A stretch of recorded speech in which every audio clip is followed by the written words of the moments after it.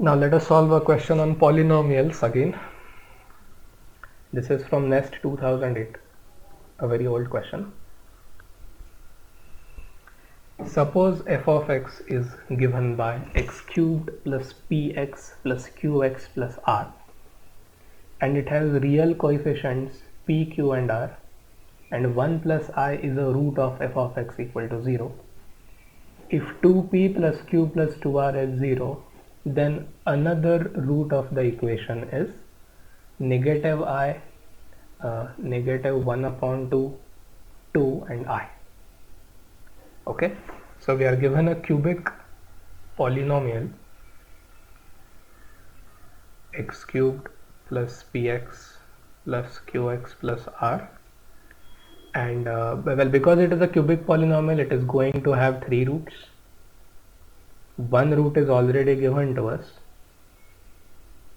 and they have asked us to find out another root, so they have not specified which root is that, and they are saying p, q, r are real numbers. Okay, p, q, r are real numbers, and there is one additional information that they have given us, and that information is in the form of this equation that the coefficients satisfy.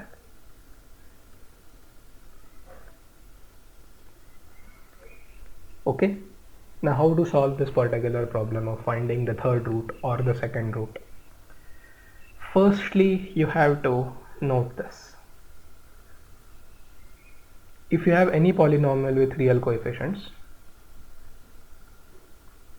okay, if you have any polynomial with real coefficients,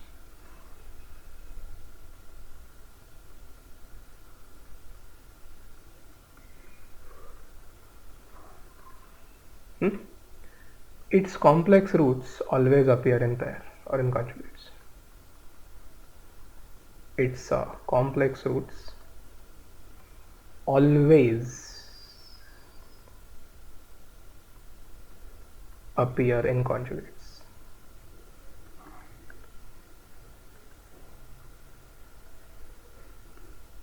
Okay, because the coefficients are real. So see, if you multiply one complex number by another complex number, a distinct complex number, not maybe it's conjugate or something else, you will always get an imaginary part. So in this case, for the polynomial under consideration, because p, q, r are all real numbers, the roots will always appear in conjugates. Okay? Now because we are saying that roots always appear in conjugates, it answers the question of the second root, that will be 1 minus I. Is that part clear? Yes. Yes, sir. Did you already know this fact? Yes. Yes, sir. So a special case of this would be if you have a cubic polynomial, it always has at least one real root.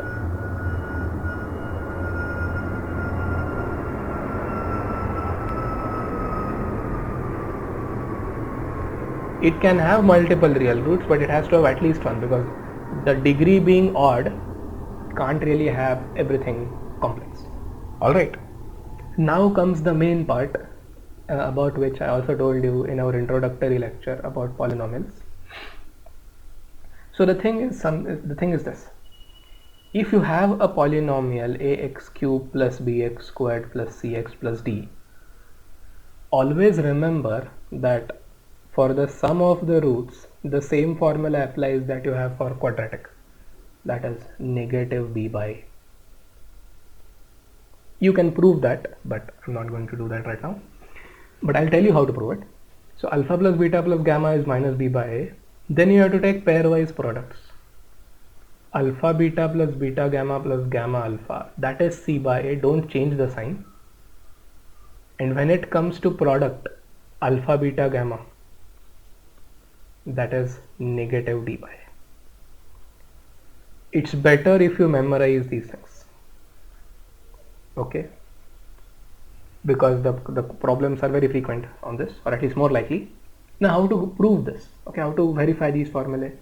You start by taking x minus alpha, x minus beta, x minus gamma product, and then you see it for yourself, whatever things roll out there, you will find that these formula actually match with what we have wrote here, what we have written there.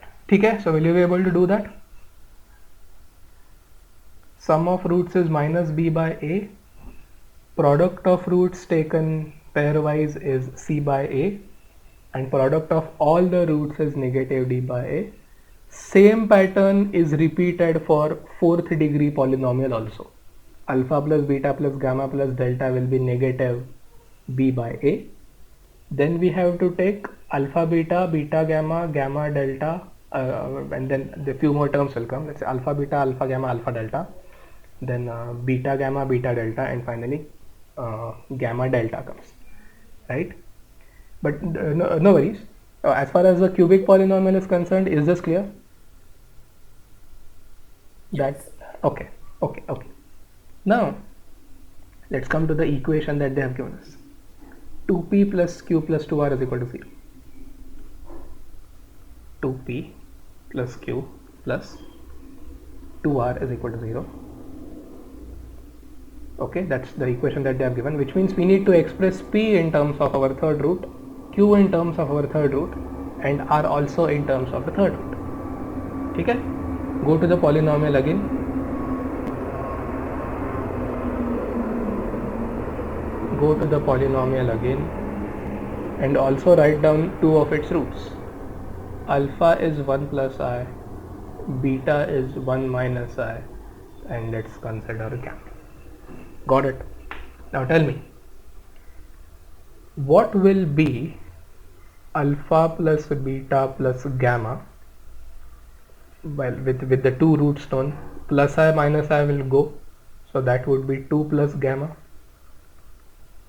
But that will be equal to minus p. Raise your hands if you understood how that came to be minus p. How?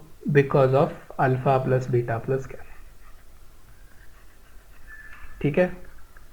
Now, can somebody tell me alpha beta plus beta gamma plus gamma alpha? Okay, first of all, let's go to alpha beta. How much will alpha into beta be?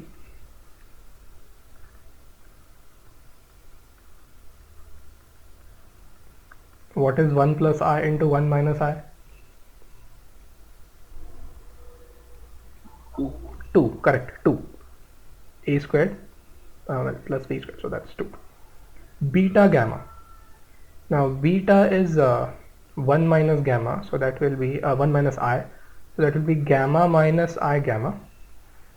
Now gamma alpha. Alpha is 1 plus I, so that will be plus gamma plus I gamma. That will be equal to how much? C by A. So that will be simply Q. Raise your hands if you understood this. You have to also know a few things about complex numbers, okay, to understand or to multiply or to solve the problem. Okay? Now last step, alpha beta gamma. That would be equal to 2 gamma, because alpha beta is already 2 into gamma, so 2 gamma. And what will that be equal to? That has to be equal to negative r. Raise your hands if you understood this also. Okay, let me write it differently. So this is r and this is gamma. Okay? Which means we have managed to get p, q and r in terms of gamma. So in principle we can now solve this problem because we have an additional equation that connects p, q and r with each other. So what can we do now? What can we now do? Look carefully. Minus p is 2 plus gamma, the red equation. Minus p is equal to 2 plus gamma. So what would be 2p? 2p would be equal to minus 4 minus 2 gamma. What are we doing? We are now going for this 2p, okay, and also the red equation. From the red equation, 2 plus gamma is minus p, so p will become minus 2 minus gamma. I just multiplied it by 2. Okay? What is q? Is q ready-made? Yes, go to green equation. In the green equation, are there any things that are getting cancelled? Yes, minus I gamma plus I gamma. So that will be 2 plus 2 gamma. Now we have got 2r. Now we have got 2r. Okay, 2 gamma is minus r. 2 gamma is minus r. So r will be minus 2 gamma. 2r will be minus 4 gamma. And if you add these things,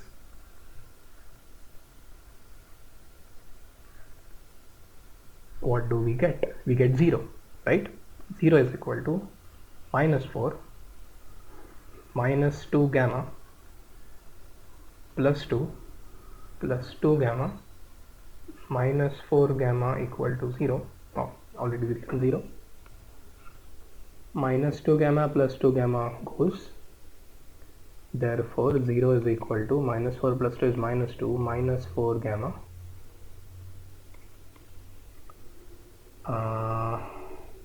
minus 4 plus 2 is how much? Minus 4 plus 2 is minus 2. So 4 gamma is equal to minus 2 gamma is negative 1 upon 2.